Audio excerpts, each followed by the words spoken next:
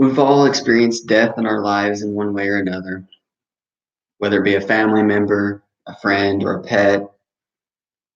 Nobody escapes from the devastation of losing a loved one. When this happens, of course, something must be done with the deceased body. Around the world, different cultures have different traditions for the funeral process. And as you can imagine, some of them are very strange from an outsider's perspective. But if given a chance, a seemingly bizarre tradition may make more sense than even our own tradition. Those of us from America are accustomed to certain options for burial. Historically speaking, and not to mention those more modern trends in the funeral process in America, the family or deceased person has several options regarding their final wishes after death: being placed in a mausoleum, being placed in a casket and buried in the ground, or cremation. All of which seem logical and respectful to us as Americans. But are these options logical and respectful to other cultures around the world? One such funeral tradition that I've chosen to compare ours to is a very bizarre and unique tradition for the funeral process that takes place in Tibet. It is called a sky burial or a celestial burial.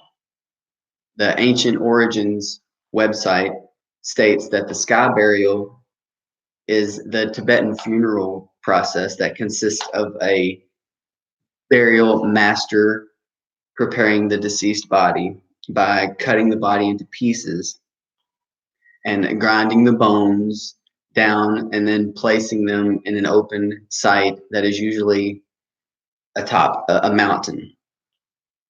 This is the Tibetan way of offering a final gesture of gratitude to the human body and to the earth and nature by providing a meal to the vulture. I'm sure I'm not the only one that thinks that this process is strange, but there is a significance to this ritual. According to the Tibetan travel website, the Tibetans believe that if the vultures eat the body, then the dead has had no sin and his or her soul can move on to the peacefulness of paradise. They also believe the condors to be holy birds. These birds only eat the human body and they do not attack any of the small animals nearby. Although this tradition seems harsh and is unlike ours in so many ways, they have their similarities, such as the belief in a heaven or a paradise.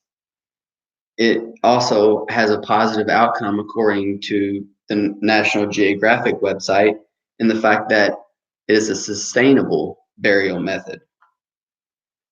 In the end, it seems as if the seemingly harsh funeral practice in relation to our own tradition is not simply as harsh and illogical as it might seem.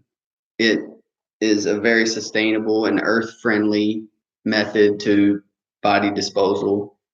And not only that, but also a way to use the body even after death to feed another animal.